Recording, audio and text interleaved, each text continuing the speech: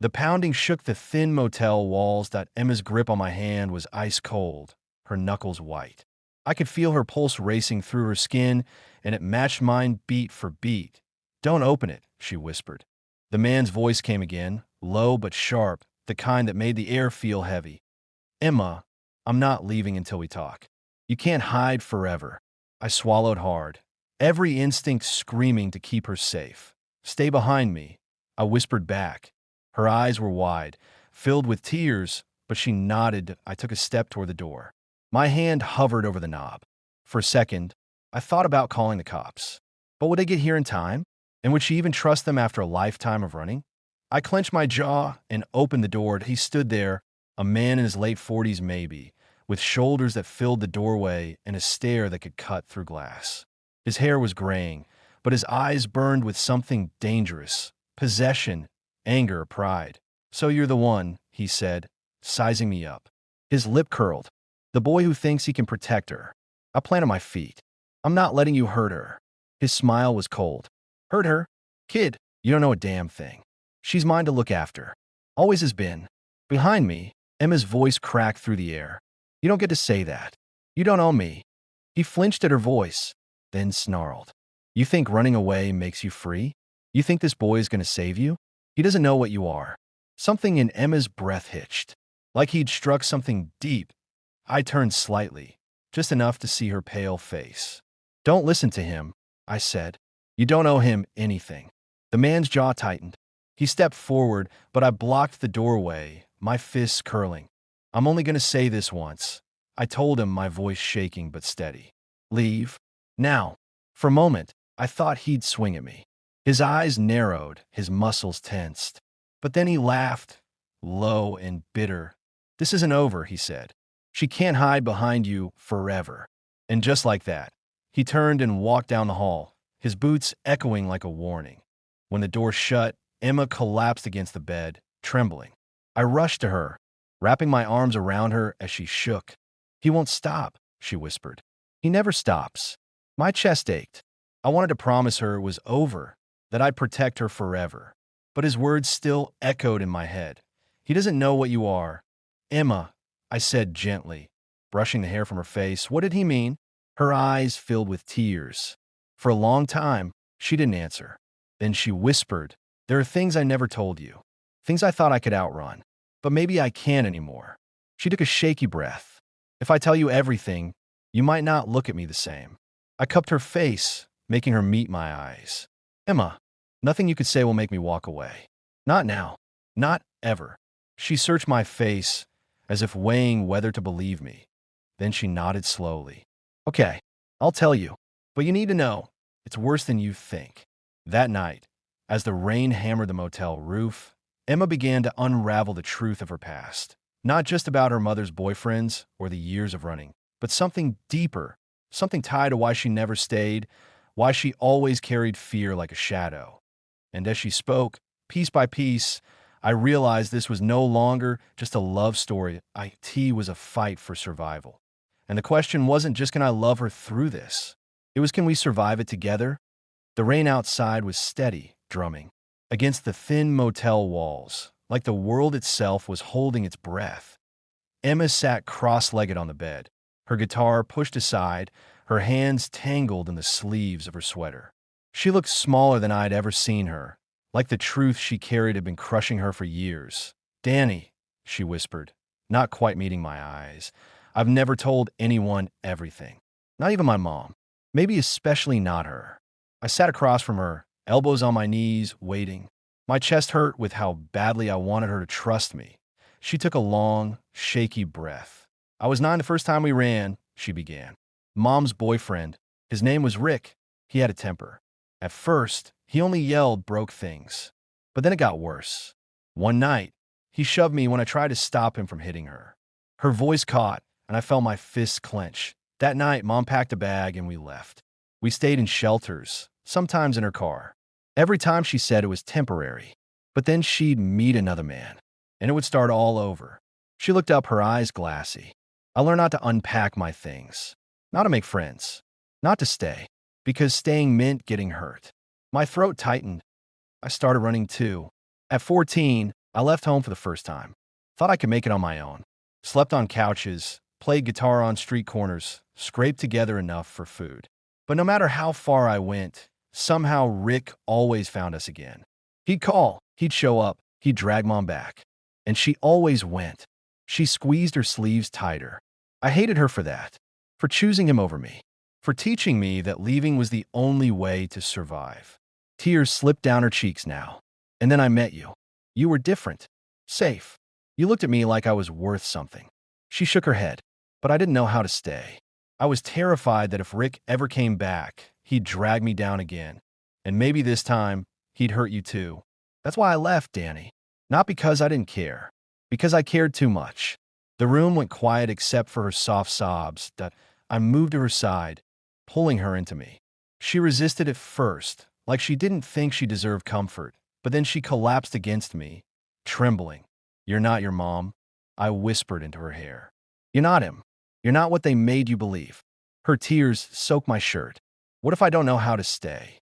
Then we'll learn together, I said, one day at a time. For the first time since the knock on the door, Emma fell asleep in my arms. But even in sleep, she twitched, whispered, frowned.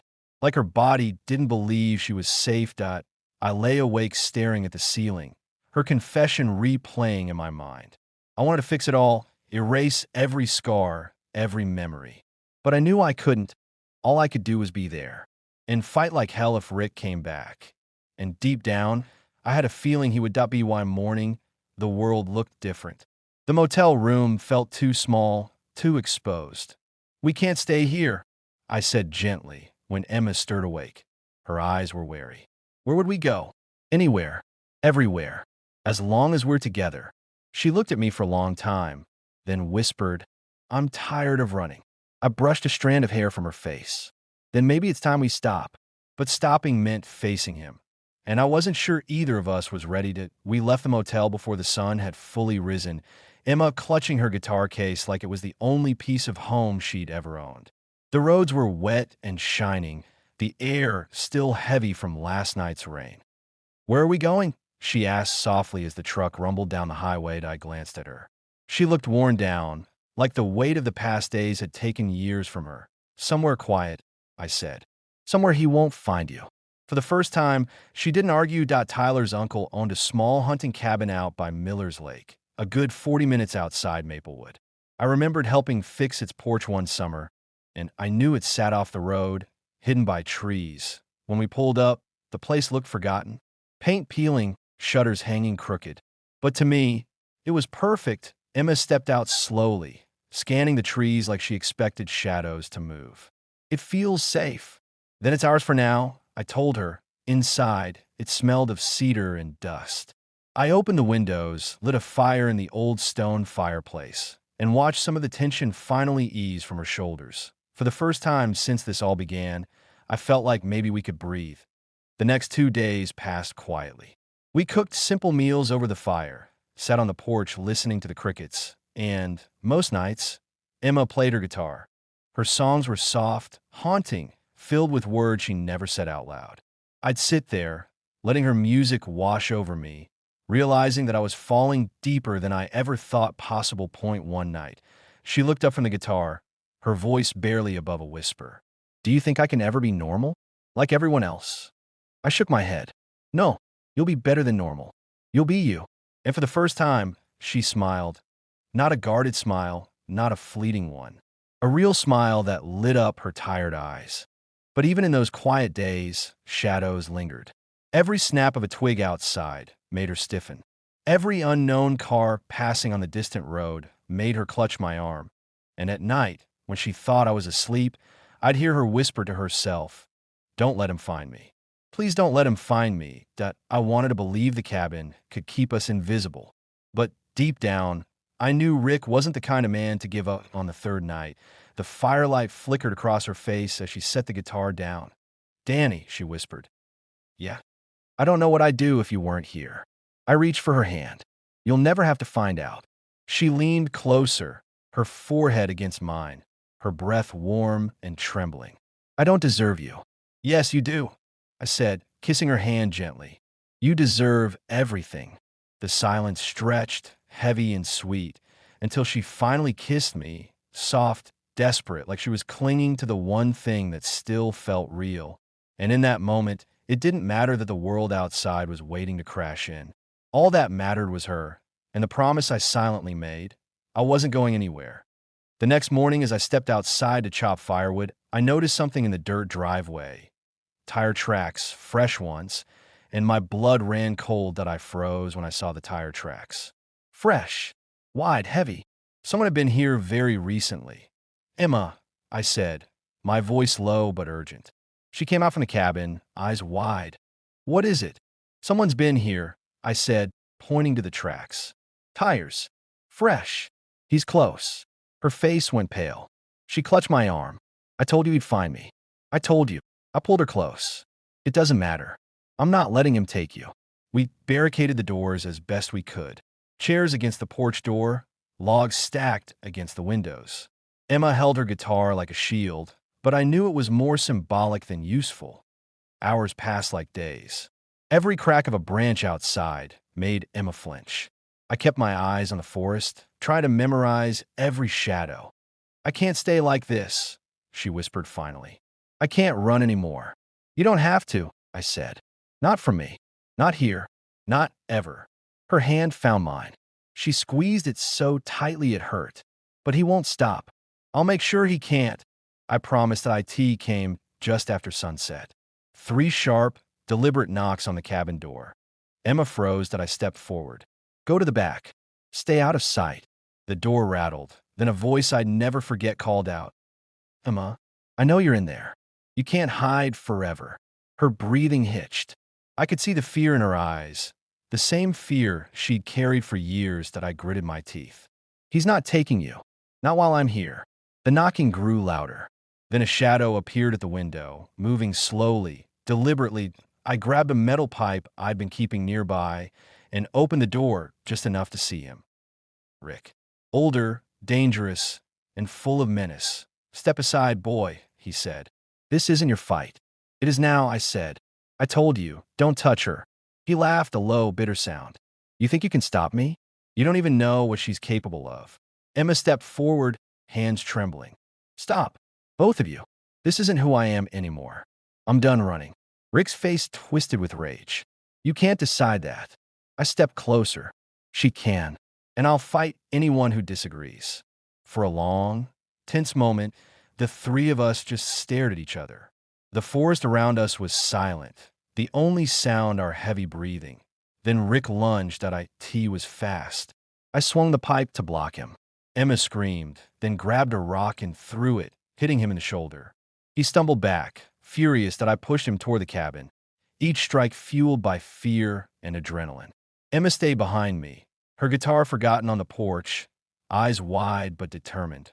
Rick roared, swinging blindly. I dodged and forced him to the ground, holding the pipe over him. We're done, I said, voice shaking with rage. Leave, or I swear. He froze, breathing heavily. Then, without another word, he scrambled to his truck and sped down the dirt road, leaving the forest silent. Once more did I drop the pipe and sank to my knees, heart hammering. Emma ran to me and wrapped her arms around my neck, crying. You saved me, she whispered. No, I said, holding her tight. We saved each other. The fear didn't disappear. Rick was still out there. But for the first time, Emma didn't feel like she was running alone. And I knew, no matter what came next, I wouldn't let her face it by herself. The forest stayed quiet long after the roar of Rick's truck faded. I held Emma close, her tears dampening my shirt, her body trembling like every bone inside her was made of glass. For a long time, neither of us spoke. The silence was heavy, but not empty. It was the silence of survival, of realizing we were still here. When she finally pulled back, her eyes were red and swollen, but there was a strength there I hadn't seen before. I thought he'd never let go, she whispered that I brushed her hair back gently. He still might not, but he doesn't get to decide who you are anymore. Her lips trembled into the smallest smile. And who am I? I kissed her forehead. You're Emma, the girl who sings on library steps. The girl who made this small-town boy believe in something bigger. The girl I'm not letting go of. We stayed at the cabin, but everything felt different. Every bird call made us look twice. Every crunch of leaves outside sent my hands searching for the pipe. That tea night. Emma curled into me, whispering things she'd never said aloud. I used to think love was dangerous, she admitted once. That it always came with pain. But with you, it's the first time it feels like something I don't want to run from. Those words sank deep into me, more powerful than any fight, any fear. I didn't tell her I barely slept, that I kept imagining headlights returning to the dirt road. I just held her tighter, letting her believe, for a few hours, that peace was possible. On the fourth day, I suggested driving back into Maplewood for supplies. Emma hesitated, her hands clutching the doorframe. What if he's waiting? She asked. Then we face him, I said softly. Together. It took all her courage, but she agreed. Walking into town with her by my side felt strange, like carrying something fragile through a world that didn't know how easily it could break. People stared, whispered. Maplewood had always been small, and small towns notice everything that misses. Harlow at the diner smiled warmly when she saw Emma. Good to see you back, Han. Thought we'd lost you. Emma managed a polite smile, but her hand never left mine. That night, as we drove back to the cabin, she said, I don't want to hide forever. If I do, he wins. And I'm so tired of letting him win. Her words made my chest ache with pride, but pride couldn't erase the truth. Rick was still out there. When I stepped onto the porch later that evening, I found something tucked under a loose board. A note, written in rough handwriting. You can't keep her from me forever. My blood went cold. He had been here, watching, waiting. I crumpled the note in my fist, my mind racing. I could hide it from Emma, let her believe the danger was fading. Or I could tell her the truth, that the storm wasn't over. When I walked back inside, she was curled up on the couch, humming softly, her guitar resting across her knees. She looked so fragile, so alive, so hers, and I knew then. She deserved the truth, even if it broke the fragile peace we'd built. Emma, I said, sitting beside her, my hand covering hers, there's something you need to see. Her music stopped. She looked at me with those wide, searching eyes, and I placed the crumpled note in her hand. Emma read the note twice, her fingers trembling as though the paper itself might burn her skin. Her lips parted, but no words came out, just a soft, broken exhale. She folded the note carefully, almost too gently, and set it on the table. He was here, she whispered, watching us. I nodded. My jaw ached from clenching so hard. Yeah, he's circling. She closed her eyes, gripping the guitar like it was the only anchor she had. I can't keep living like this. Every shadow feels like him. Every sound, her voice cracked. I can't. I pulled her against me, pressing her head to my chest. Then we end this. She lifted her face to mine, searching. Ow! He won't stop. Then I'll stop him, I said, the words steady, heavier than anything I'd ever spoken. That night, I couldn't sit still. My thoughts spun like storm clouds. I paced the cabin, checking the windows again and again. Emma sat on the couch, silent, watching me with eyes that carried both fear and hope. Daniel, she said finally, her voice soft but sharp with urgency. You're not thinking of going after him, are you? I can't just wait for him to show up again, I said. He wants you scared, wants us trapped in this loop of waiting. If I don't take the fight to him, he wins. Her voice broke. And if you go after him, what if I lose you? That hit me harder than anything. I knelt in front of her, taking her hands. Emma, listen to me. I'm not looking to be a hero. I just want us to live, to breathe without this shadow over us. She blinked fast, tears pooling. Then don't do it alone. I shook my head. I can't let you near him again. Her grip tightened. I won't just sit here while you walk into danger. If you're doing this, then so am I. Before I could argue more, headlights swept across the cabin window. Both of us froze at a truck that IT slowed. Stopped at the edge of the clearing. My heart pounded as I grabbed the pipe. Emma's hand found mine. For a long moment, nothing happened. The engine idled, low and menacing. Then, just as suddenly, the headlights flicked off. Silence swallowed the clearing. When I opened the door, the truck was gone down on the porch. Another note waited. Tomorrow. Emma stared at the note, her body shaking. He's taunting us. Yeah, I said, fury boiling in my chest. He wants us broken before he even touches us. Her voice was small but steady. So, tomorrow, it ends. I looked at her, at the fear and fire mixing in her eyes. And I knew she was right. Tomorrow, something had to break. Either him or us. We didn't sleep that night.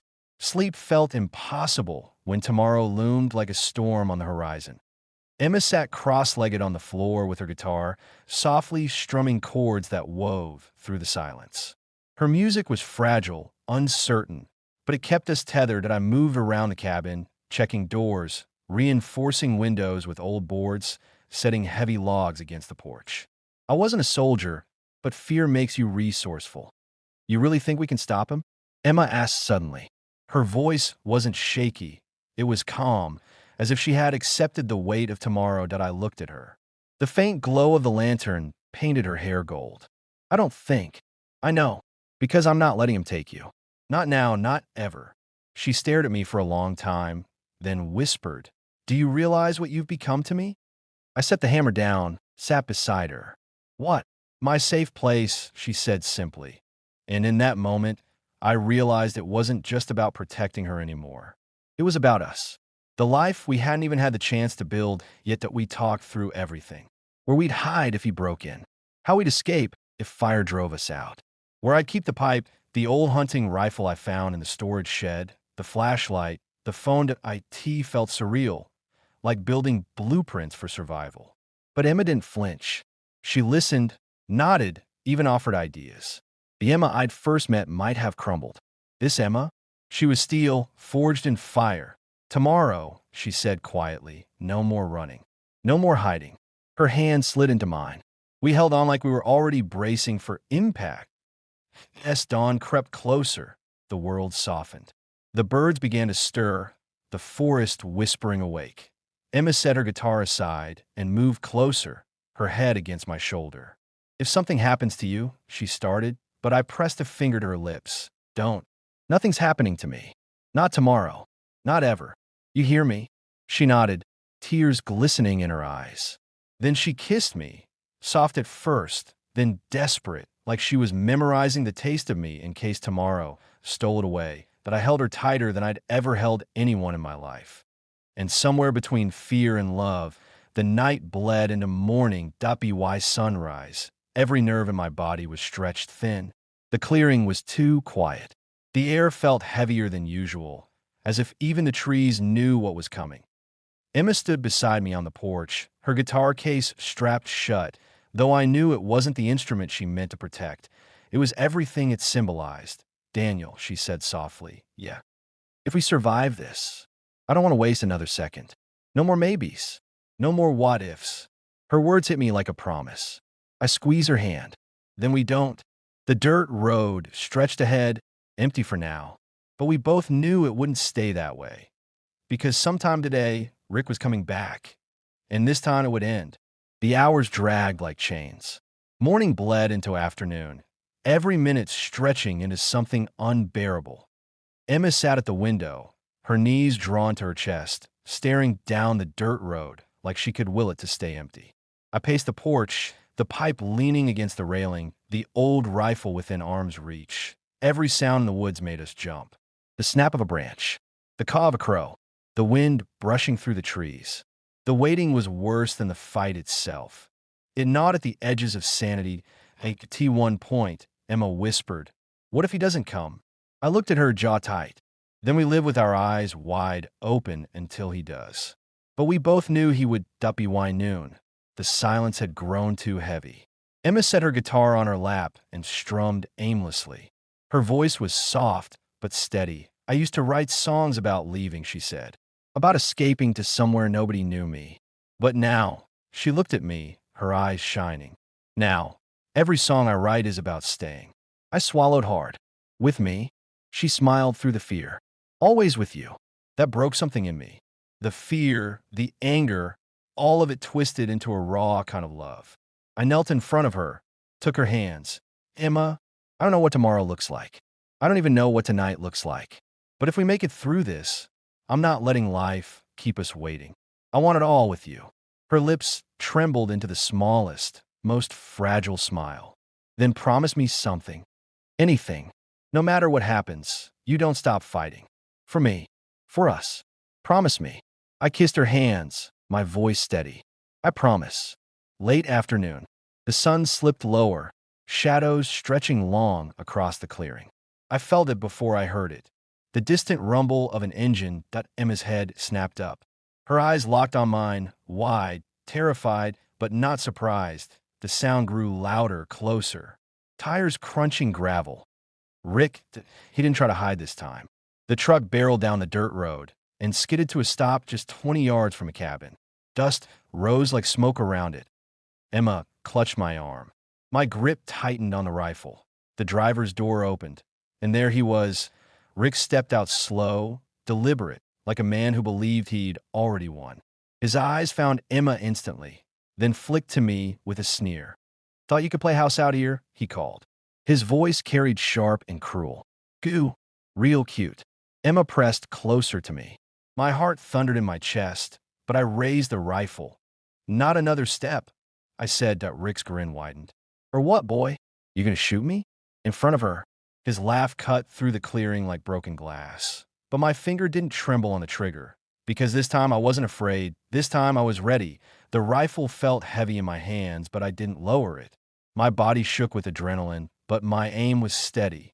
Rick took another step closer, boots crunching on the gravel. I said stop. I barked. He tilted his head, mocking. "You really think you're a hero, don't you? Just some small-town boy who stumbled into something bigger than he can handle." Emma's grip on my arm tightened. "Don't listen to him," she whispered. Rick's eyes snapped to her, his face twisting. "Shut up, Emma. You've always needed someone to tell you what to do. That's what you were with me for. You think this kid can save you." He gestured at me like I was nothing. "He's soft. He doesn't know the half of what you've done." Her breath hitched, but she didn't back down. "You don't get to own me anymore, Rick. Not my past. Not my future." Something in his face cracked then. Pride, control, I don't know. His sneer dropped into a snarl. "You don't get to leave me," he growled. "You belong to me." That was it. The final straw. I stepped forward, the rifle raised. "She belongs to no one. Especially not you." For a moment, time froze. The three of us locked in that clearing, every breath sharp, every heartbeat loud. Then Rick moved. Fast. He lunged sideways, his hand flashing metal. Knife that I fired. The shot cracked like thunder. Birds exploded from the trees. Rick stumbled, the knife dropping from his hand, but he didn't fall. He roared, rage twisting his face, and charged. I barely had time to drop the rifle before he slammed into me. The two of us hit the dirt hard, his fists swinging wild. Fueled by fury, I fought back with everything I had. Every punch fueled by the fear, the sleepless nights, the thought of losing Emma. He was bigger, meaner, but I was desperate. Emma screamed my name, her voice cutting through the chaos. Rick pinned me down, his hands clawing for my throat. His breath was hot and rancid, his eyes wild. "You think you can take her from me?" he spat. "She'll always be mine." Through the blur, I saw Emma grab the drop pipe. Her hands shook, but her eyes were fierce. "Not anymore," she said, and she swung. The pipe connected with a sickening crack against Rick's shoulder.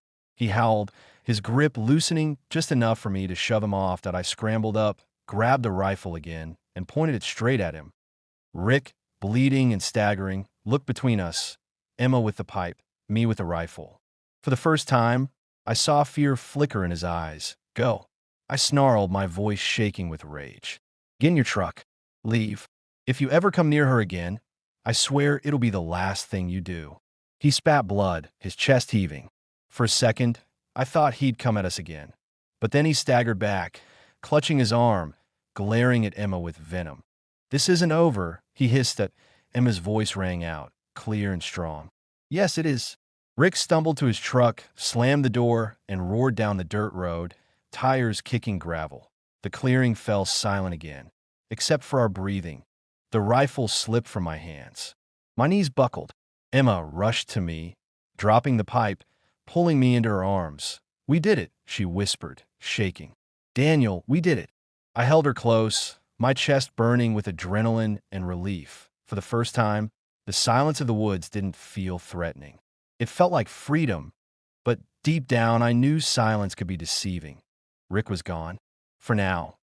But was it really over? When the roar of Rick's truck faded, the woods went eerily still. My ears rang with the echo of the gunshot, my hands raw from the fight, my chest heaving with breath that wouldn't steady. Emma clung to me like I was the only thing holding her to the earth. Her whole body shook against mine. "It's over," she whispered, almost like a prayer. "Please tell me it's over." I wanted to. God, I wanted to give her that peace. But the truth stuck like a stone in my throat. "For now," I said softly. She pulled back, her eyes wet but blazing with something fierce. "No, not for now. For good. I can't. I won't live in fear of him anymore." Her words had weight, like chains breaking. And for the first time, I believed she meant it. The cabin was a wreck, scattered boards, overturned chairs, dirt tracked inside from the fight. I moved on autopilot, picking things up, boarding the window Rick had slammed against. Emma followed me quietly, collecting fallen books, wiping blood from the floor where Rick had stumbled. Every sound felt too loud. The scrape of wood, the clink of glass, the hush of the wind through the pines. The T1 point, Emma had dropped a broken cup. It shattered, and she jumped back with a gasp, her hand flying to her mouth. I was beside her in a heartbeat. "Hey, it's just glass. That's all." She looked at me, her face crumpling. "I'm so tired of breaking." I pulled her close again, resting my chin on her hair. "Then don't. Let me hold the pieces." By nightfall, the cabin was quiet again. The lantern flickered low, shadows dancing across the walls. Emma sat curled on the couch, her guitar beside her, but untouched. "I don't even recognize myself anymore," she said softly. "The girl I used to be would have run until her legs gave out. Tonight, I picked up that pipe." I sat beside her, my hand brushing hers. That wasn't weakness. That was strength. Her eyes searched mine. "And if he comes back?" I squeeze her hand. "Then he'll find out we're stronger together than he'll ever be." For the first time since this all began, she leaned against me without tension in her shoulders.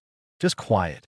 Just trust. The night outside was vast and dark, but for once, it didn't feel like it was closing in.